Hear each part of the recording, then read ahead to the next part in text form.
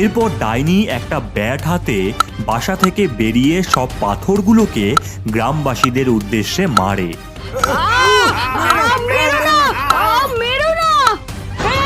শুনে রাখ, এটা আমার বাসা, এই গ্রাম আমার গ্রাম। যদি কিছু করিস একেবারে মেরে দেব। তারপর তার ঝুড়ির মধ্যেই ভোলার জমি থেকে পেঁয়াজ তুলে ভরতে থাকে। আর কিছুক্ষণ পর ঝুড়ি ভর্তি হয়ে গেলে ভোলাকে গিয়ে ডাকে।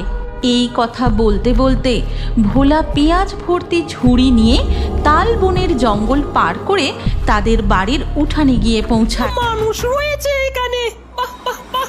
এই মামদা বুড়ো, এদেরকে মেশিনে ঢোকা তাড়াতাড়ি। আমাদের ছেড়ে দাও, মেরো না, ছেড়ে দাও, আমাদের ছেড়ে দাও, ছেড়ে দাও। শ্মশানে যাই, আমাদের খদ্দেরা অধীর আগ্রহে বসে আছে হয়তো।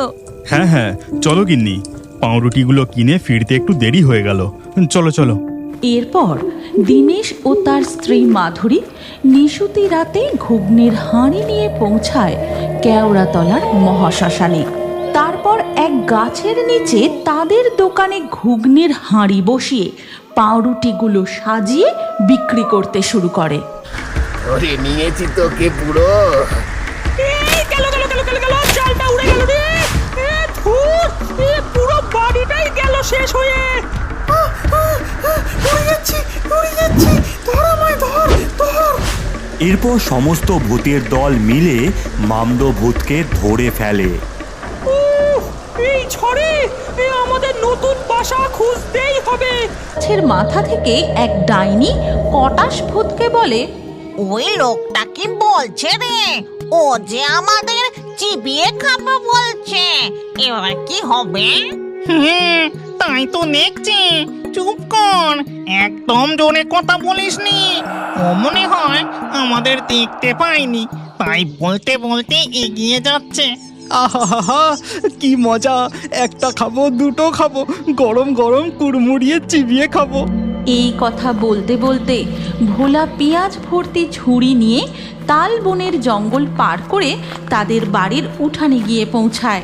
আইসক্রিম হয়েছে বাড়ি, আবার শিকারে বেরোতে হবে। চল সবাই পৃথিবীতে।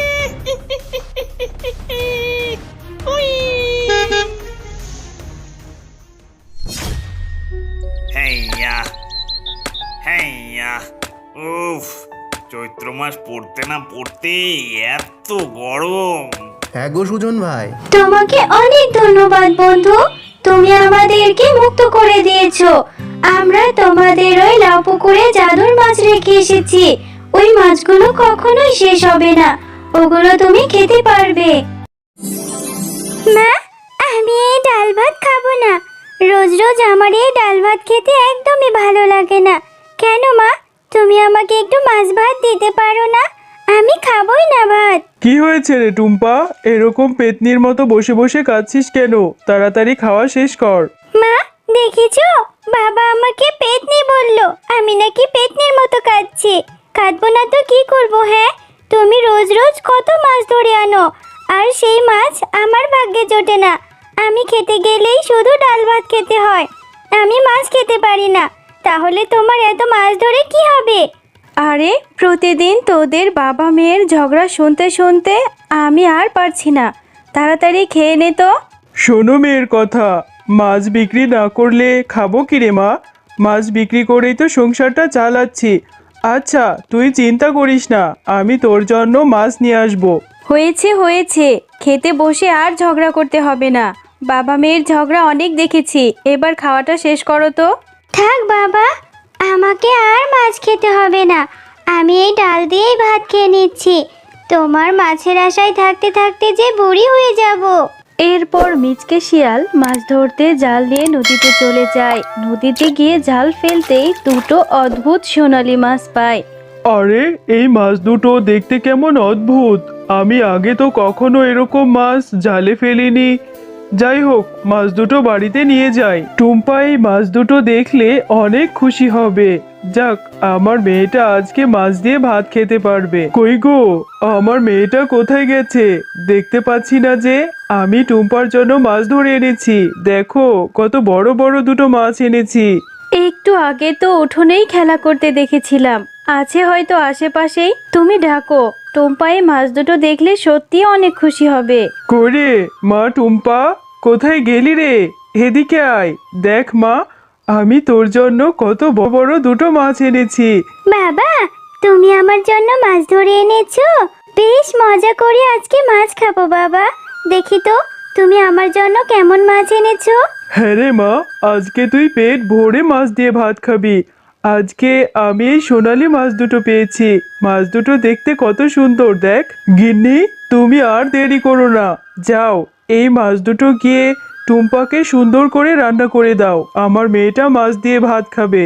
হ্যাঁ গো, তা তো দেবই, কিন্তু এই মাছ দুটো দেখতে অনেক সুন্দর। হ্যাঁ গো মিচকে, তুমি এই মাছ দুটো কোথায় পেলে? আর এত সুন্দর মাছ তো আমার কাটতে ইচ্ছে করছে না। হ্যাঁ মা, তুমি ঠিকই বলেছো। এই মাছ দুটো দেখতে অনেক সুন্দর, সোনালি রঙের। এই মাছ দুটো আমি খাবো না, এই মাছ দুটো আমি চাষ করব। শেফা, তোমার মেয়ের কথা শুনেছো? এই মাছ দুটো তুই কোথায় চাষ করবি রে টুম্পা? আমাদের কি আর পুকুর আছে? পুকুর নেই তাতে কি হয়েছে বাবা? আমাদের লাউ পুকুরে চাষ করব। আমাদের যে লাউ গাছটা আছে, লাউ গাছের নিচে যে পানি জমে আছে, ওখানে এই মাছ দুটো চাষ করব। হ্যাঁ, টুম্পা তো ঠিকই বলেছে। এই মাছগুলো লাউ পুকুরে চাষ করলে ওদের অনেক বাচ্চা হবে, আর সেই মাছগুলো তখন টুম্পাকে রান্না করে দেব।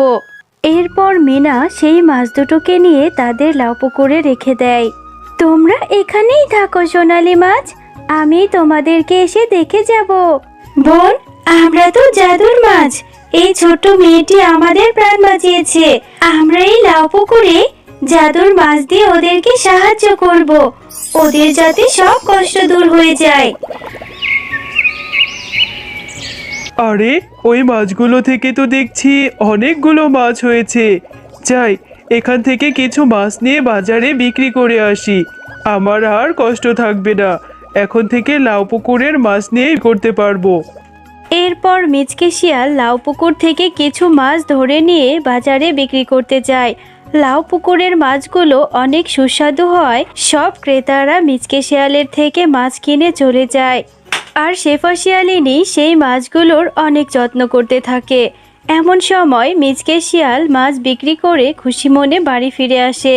কি গো, আজকে এত তাড়াতাড়ি তোমার মাছ বিক্রি করা হয়ে গেল? আর তোমাকে যে আজকে এত খুশি খুশি দেখাচ্ছে, কি হয়েছে বলো তো? শেফা, খুশি হব না তো কি করব? আজকে অনেক দিন পর বাজারে এতগুলো